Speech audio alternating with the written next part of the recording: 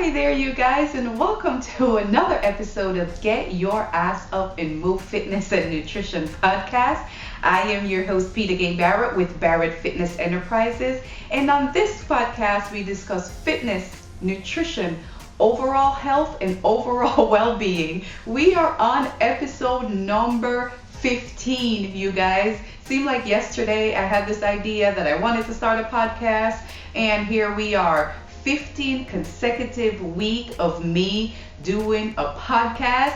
Again, you guys, the name of the podcast is Get Your Ass Up and Move. It is available on Spotify. It's available on Apple Podcasts. Also available on my blog at barrett.fitness, you guys. I am so proud of this podcast, and I'm so appreciative for all you guys who have subscribed to my podcast and given me feedback and share your opinions. Thank you guys so very much. I'm so appreciative for those of you guys who have subscribed to my YouTube channel, you all. It has grown in the past 2 months once I've decided that I wanted to focus on YouTube and just grow that. And over 200, almost 300 of you guys have taken the time out to watch my videos and subscribe to my podcast. And for that, I greatly appreciate it. So let's get right into tonight's topic, you guys. Running or jogging for weight loss or overall fitness. This is one that's near and dear to my heart, you guys. I am a sprinter. Most of you who follow me or have listened to my podcast or follow me on Facebook or on Instagram, you may know this. I ran track at the University of Alabama. I was a sprinter. But a few years ago, I accidentally got into long distance running. It really happened by accident, you guys. It was never my intention. But I went in, and if you listened to my podcast last week where I spoke about cardiovascular exercises for overall fitness and for weight loss, I kind of went into a little bit of how I got into long distance running. But once I got into long distance running, you guys, I went all the way in. And not only has long distance running been great for my overall fitness and my overall health, it has been great for my clients as well. I have one client, 65-year-old retiree. We met, she was 63 years old, never ran a day in her life, you guys. And we went out and we jogged and walked and jogged and walked. The first day, really, she kind of scared me. I thought she was going to die. But 1 minute of jogging, 1 minute of walking, 2 minutes of jogging, 1 minute of walking. And we did that for, a few months. Then we got into every time I see her 2 or 3 times per week, we run at least 1 mile. It's become something that has been successful for me as a personal trainer with my clients who want to lose weight. And for this client in particular, I am just so proud of her. She's, again, a retiree, never ran a day in her life, went from running 20-minute miles to running 13-minute miles, and we even did a 5K, you guys. I am so super proud of her. Maybe one day she will come on here and we'll have a conversation about, her overall health and overall fitness and her, transformation. So this is something that has worked for me personally and for my clients, as well. But I wanted to give you guys, a few tips on how to successfully use running or jogging for overall fitness and for weight loss. Okay, there we go, you guys. So tip number 1, you all, make sure you have proper shoe. If there's any one thing that I would recommend that you invest in, you all, if you want to be a jogger or a runner, make sure you have proper shoe. I live in Metro Atlanta, and I go to the store Big Peach Running Company.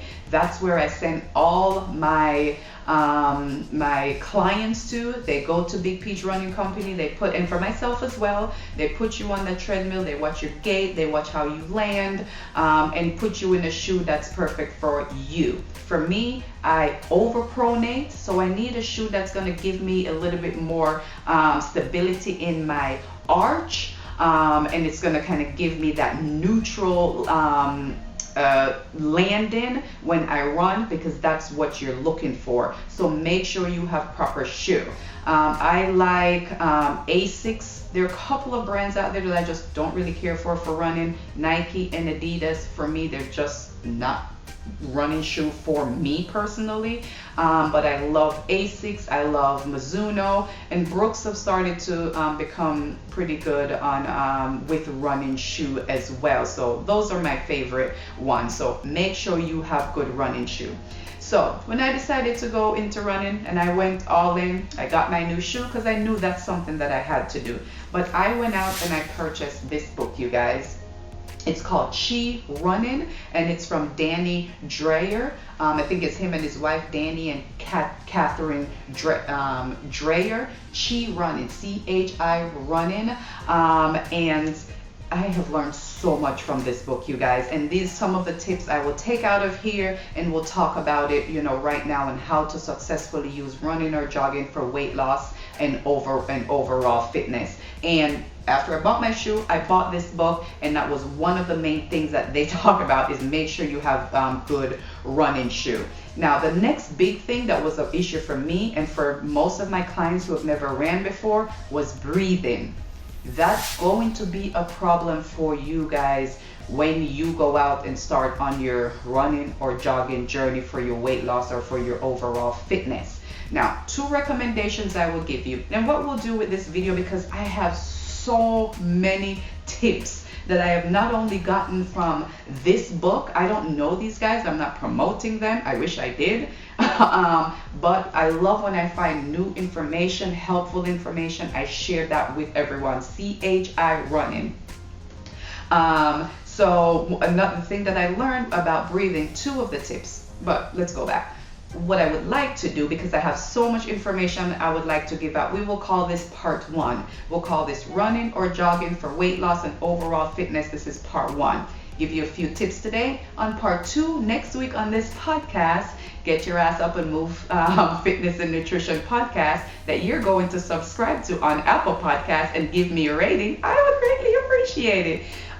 Next week, we will talk about running or jogging for weight loss and overall fitness, part 2. Alrighty, so let's get into the breathing, and I'll give you 2 tips on breathing, you guys. Make sure you are breathing in your nose, exhale out your mouth. Do not suck air in your mouth and exhale it out. That's just exhaling, right? You need to breathe in your nose, out your mouth. The next tip I'll give you as far as breathing, you guys, do not breathe from your chest. Breathe from your belly. So when you take your air in, fill your belly up with air and exhale it. Those are the 2 tips I have for you on breathing, you guys. Every minute or so, when you find yourself like you're holding your breath, or you're just, breathing from your chest, check yourself, check your breathing. That was the one thing that was a big problem for me personally and for all my clients. And once we got that breathing down, things starting to make a little bit more sense, and it just seemed like it was not as hard to go out for a run or for a jog. Tip number 3 that I would like to give you guys, progression. How to progress, gradually as you go out for your run. If you have never ran before, you do not want to go out and run 8 and 10 or 8 minute miles. You've never run a day in your life. You want to start with a little jog and walk and jog and walk. Maybe you jog for 1 minute and walk for 30 seconds. Jog for 2 minutes and walk for 1 minute until you build up. You focus on your breathing and a couple of other tips that I will give you guys. So make sure you are gradually progressing into it as well. Make sure that you are progressing period, you guys. What you don't want to do is go out and run 12-minute mile every day or 3 days per week for 6 months or a year. You may see a little bit of an improvement. You may start feel better about yourself, and you may feel a little bit better about your running, but you want to improve. You want to progress. As with every kind of exercise that you do not go out and do the exact same thing every single day for 6 months or a year. What I recommend is you start out running 1 mile.